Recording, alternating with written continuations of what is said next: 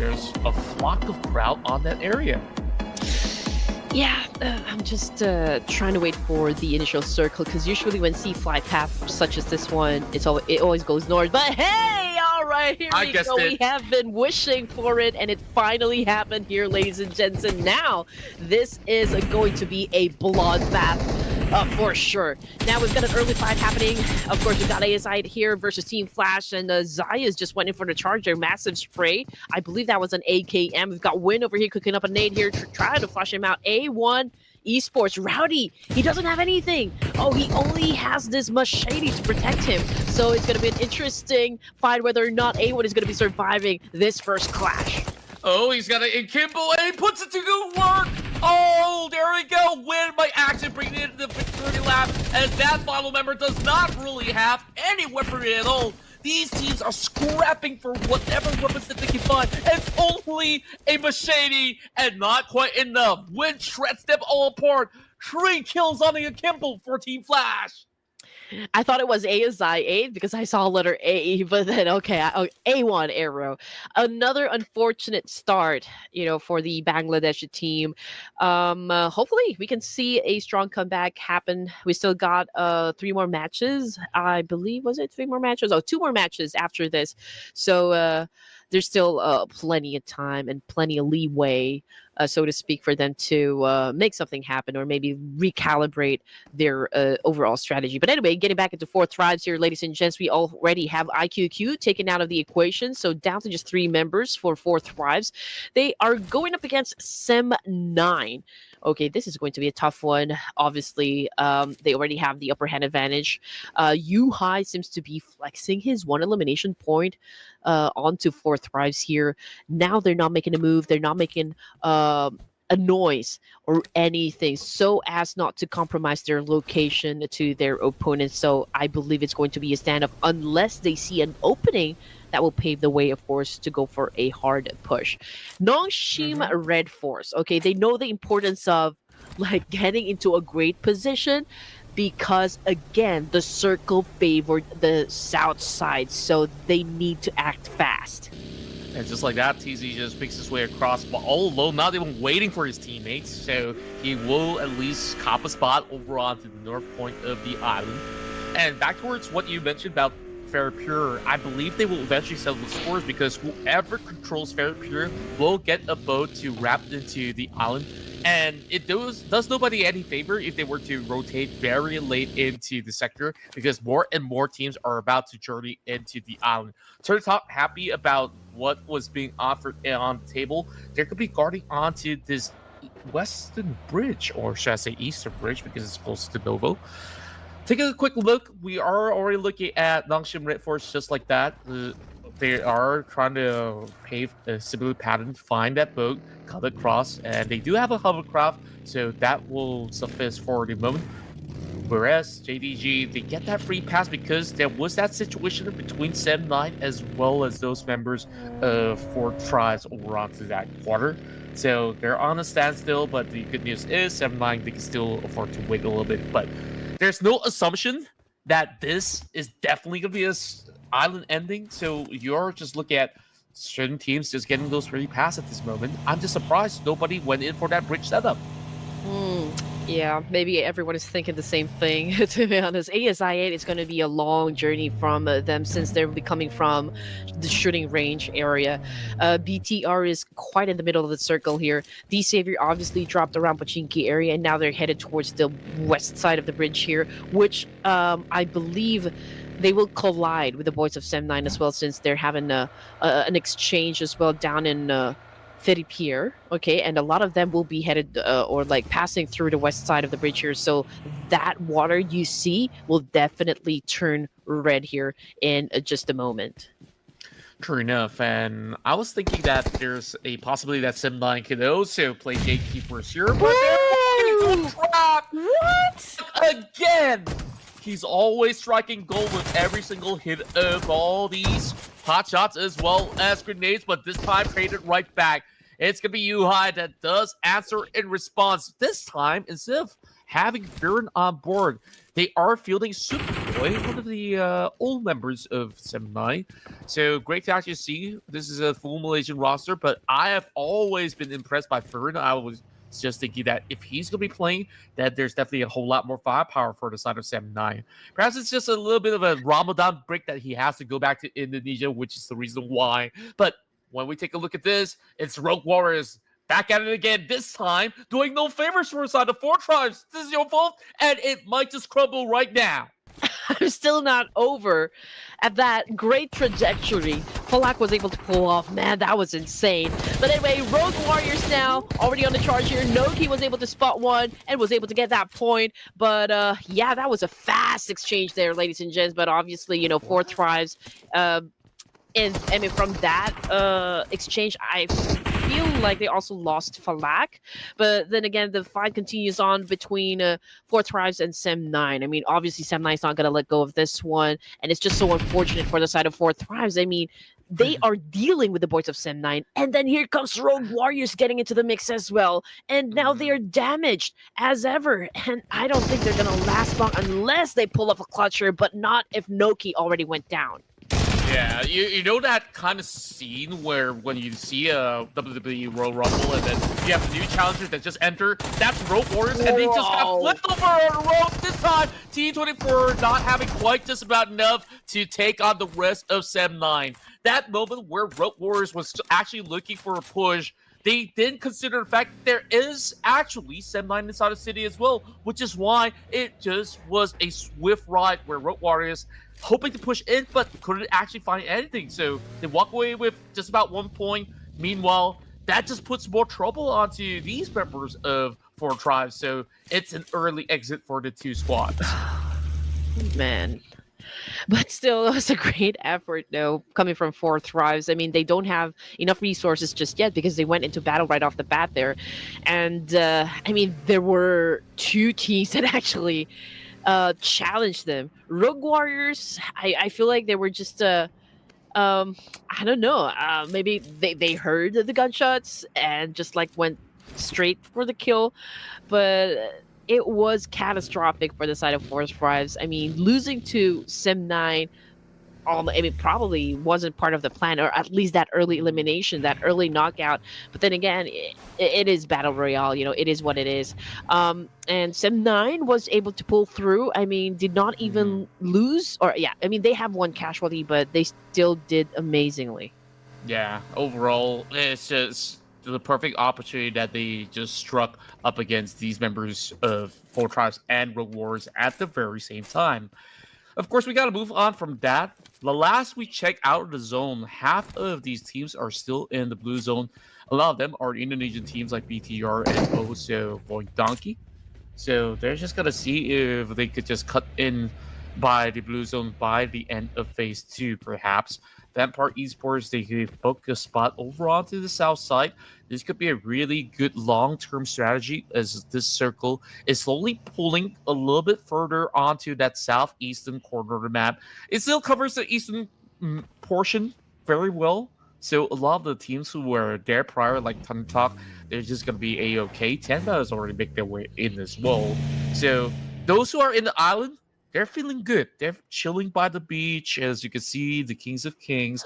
RQ, by the way, their main sponsor, Ayana, or should I say the owner of RQ, he does actually have a 6-star resort, and it looks something like this, where I remember he has a bar just by the corner of the beach, and it was fantastic. I was chilling right there, but I would say those shots were not exactly what they expected while they're chilling. So Kenba is just here to maybe put down members of Tiamba, but they were able to put 1. But we can see that RQ right now is just crossing. They needed to get close because it could be hard for them to win up against Tiamba if they are that far and over to the rocky side of that place.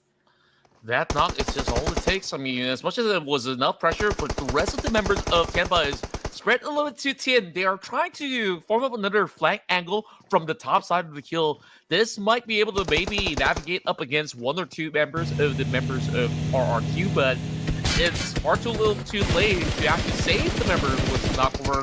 Meanwhile, a pickup by the streets. The Saber, they're onto something cheeky by the corner bridges, and just like that, they got weirded down. Oh, No favor to the side of Tampa as they try to cut their way across. Nate T is going to be the casualty of that skirmish. It was a missed opportunity. I mean, obviously, the Savior, they had the element of surprise there, but it wasn't able to put down that player. But anyway, here comes the cavalry, though. The Savior will definitely avenge their fallen comrade here. They're hunting down this last remaining player coming from Tiamba, but I'm not sure if they've already smelled blood. But let's see what's going to happen, because there's a need for everyone to get inside the zone, and most of the teams that stayed from the main peninsula are already inside the circle. Team Flash, as well as ASI8 and Void Donkey, they still have some traveling to do. But for D Savior, okay, 2 of them already out of the game, so it's just Patagene and Woon here. And okay, they are already inside the zone over to the east side, pretty close to where RQ is, so perhaps they'll find each other. I think Woon already found them. Yes, speaking of which, D-Saver, despite those 2 losses, still vying for a whole lot more. And just like that, they're just slowly singling out more and more of all these players out there. They're playing with their main roster, hence there's no Batman for now. Meanwhile, Paragen almost actually hit the mark up against these members of RQ. He does have the cover of the rocks, but these are the 2 members. They're on the flank. They're pushing upwards. Nugget gets taken down, and that is Woon, who is taking charge, getting his teammates covered up. Woon is wooing me off my feet here. Batman coming from Team Flash. Yeah, that is the guy. You know, I've always been amazed at his gameplay, even if he was in a Team Flash before all of this. D Savior still performing well up against RQ. I mean, obviously RQ was on a 2-2 split there, but great spot, great support there coming from Woon. Hence, you know, D Savior still surviving this one. Nugget is bleeding out there in the open, but a pickup will definitely be a little difficult since it's out there in the open. But Paragen still hunting down some of the members of RQ across the road. I'm not sure if it's going to find him, but Razy from BTR. Oh man, he's pretty angry with that spray. Yeah, but this is the fact that it was a tandem that they brought in. Well, yeah, this is where the rest of ASI goes in for the exchange. Foxy! He just crushed them all completely. Oh, great coverage coming from Ratas as well. The tag team just making sure that there's just no bypass if you were to take that right swerve right after the bridge. BTR, I'm not too sure if they do have enough time to even go for a pickup, because the damage from Blue Zone will chip in, so it might not be worth it. And now that's going to be a really big entry for the side of BTR. And for Miracle Vibes, you know, they dropped in the middle of the military base and they're not moving at all, you know, just waiting for those teams to get close to them instead. Evenly spread out, the military base, so I feel like this is the best spot for them to anticipate the players getting inside the zone. And there's a lot of them, to be exact. I mean, there's Void Donkey, there's Sem9, NS Red Force, there's BTR, so I do wonder if they can hold on tight, you know, to their position and effectively defend it. But over to the south side, we've got Vampire, we've got JDG as well, but they're still a little far. But Void Donkey made their way already. Doc missed to even, like, maybe put down 1. Oh, he does manage to at least spot out Mika, though. So that's already 5 points. As this kind of spread coming out of Formidable Vibes, they get to see the entirety of the military base just like that. So Doc definitely took charge up against these members of Void Donkey, hoping to put themselves a spot into the zone, but there's nowhere safe at all. That member will be quickly taken down, so Exter already taken off the list. So the rest of Void Donkey will have to work retrieve. I love the approach from Formidable Vibes. They didn't really have to move too much. All they really have to do, plant breakfast onto the center of the current circle. The other tree takes charge of the middle base, and that is just done deal. Nobody gets to pass through the middle base. Sem9 making smart moves. I mean, they're down to the last player, so again, they have to focus on longevity. At this point, you don't have that much choice but to get those placement points that you need to just maintain your lead in the overall rankings. Anyway, Team Flash been suffering as well. They've there's some of the boys that got picked off. TZ also knocked down currently, but here comes Doxy now to try and revive him. But I don't think Team Flash is going to make it easy for him. Not at all. Doc also succumbing to the pressure coming in from other teams trying to attack upon them, so he's not really going for that full-on trade up against Team Flash, but they rock up into the wrong corner. They haven't really checked the monster truck, and just like that, it's gonna be a 1-for-1. Doc still managing to respond in kind, but he's just got him pretty much exposed for the back as well. But there is still another member coming in for the Cavalry win now. Being brought down to so low, but they win the trade. Team Flash popping up with 7 points. And his Red Force actually was caught in the middle there. I mean, there were a lot of bullets headed towards their direction, and well, yeah, it was a vulnerable spot to begin with. 7 teams remaining, just like that. Stage 4, and the kill feed still keeps on lighting up, ladies and gentlemen. Thunder Talk, JDG, their players are getting picked up one by one as well. Pathogen still goes for that massive spray. He was able to knock down 1, but still hasn't completely gotten that elimination point just yet. And now D-Savior obviously going for a reposition here, but they're pretty close with where Vampire eSports is currently staying at. If they take in a fight, it won't be a great one for them since they don't have the numbers to begin with. Yeah, you know what happened to Team Flash? The moment that they won that fight, BTR just charged in with those vehicles and just run over the final member of Team Flash.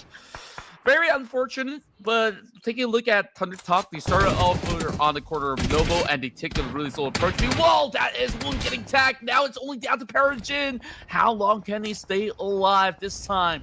The rest of Vampire eSports looking to pin him down, but Vampire, they're just about to get started with their run. They managed to pick up 4 players apart throughout their course over on the south side.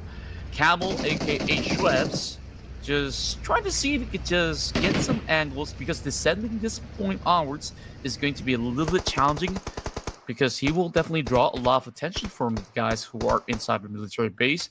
Lolo as well as Shi, they found themselves a little bit of bunker as well as the corners of the fence to try to sneak past members of BTR. BTR are a little bit more occupied onto the members of Vampire eSports, so there is a little bit more leeway for a team coming from the PEL region.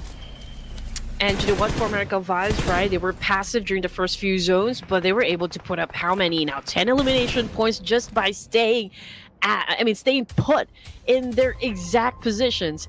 But anyway, now that we're at stage 5, the circle actually favored or went over to the east side. So Tops and Doc will have to move to the rest of the teams here. Razak coming from Void Donkey is pretty close with where Joel is actually staying at. So I'm not exactly sure if Joel knows that Razak is just right behind that concrete wall on prone. So Razak, forget I said anything. Okay, Doc spotted him and now he's gotten the point. So job done. Yeah.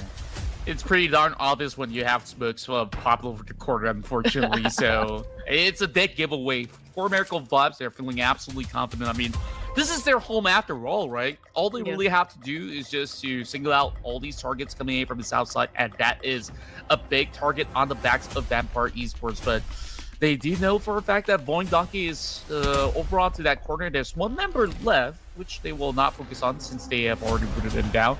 BTR probably poses a threat other than some of all these stragglers out there in the open. Vampire eSports will find it really, really difficult to even cut by, because you saw 2 members of FOMB. They're already making sure that there's no easy task for these members of Vampire eSports to cut in if they were to try to even ฟินช็อกหอมสตรอเบอรี่เข้มโกโก้โฟมอสอร่อยที่หนึ่ง โฟมล้างหน้านีเวียเมนไบรท์ออยล์เคลียร์หน้าไบรท์คูลจัดหล่อชัดทุกองศา move towards those barricades. For Miracle Vibes, they have a contingency plan. Joel stayed behind outside of the zone here because he picked up the information that BTR is slowly creeping in and might do a backstab up against Refus for Miracle Vibes. So there you go. I mean, Joel spotted Satar, and that's what we were talking about just a while ago. Now VTR, one less member, and it's not a great spot to be honest because Thunder Talk is pretty close to them as well. We've got a Vampire Esports Onsen getting spotted as well by former. Wow, information gameplay is top notch for 4MV. Yep, it definitely looks superb so far. Razy now securing that point as BTR trades right back. Zyle has already been knocked down. So the problem about for Medical Vibes' position is that they're spread out so wide. Once they get picked off, it's going to be pretty hard to save. And speaking of which, for Medical Vibes will now play as 3 members.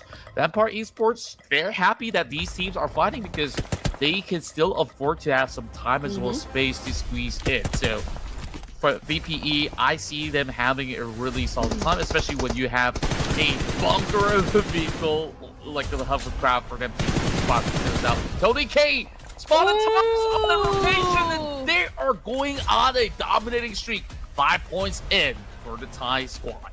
Okay, it's understandable why Vampire Esports did not opt to get as much elimination points during the first few zones. I mean, they prioritize getting a good location, getting a great spot for them that will make all the advantages work out for the team here. I mean, obviously 4MV was kind of dictating the pace just a while ago, but Vampire Esports is slowly stealing the show. I mean, they were able to put down a couple of players coming from 4MV, so it will be exciting what 4MV is going to do next in this situation. Boindonkey Potato is not moving at all. He's not making his presence felt for a while. Razy from BTR just repositioned himself. He was able to get a little damage coming from 4 Miracle Vibes, but he survived. He survived that reposition.